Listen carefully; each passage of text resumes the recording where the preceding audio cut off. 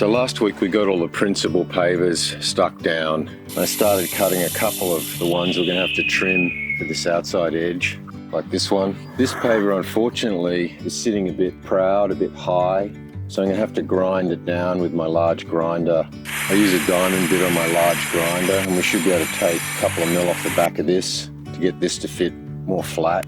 I make sure I've got good coverage of tile cement on both surfaces, and then push the paver into place, rocking it back and forth until I can feel it scraping on the concrete. It's really important to sponge off any excess tile cement whilst it's still wet. With this side of the patio complete, I move round to the other side and repeat the process.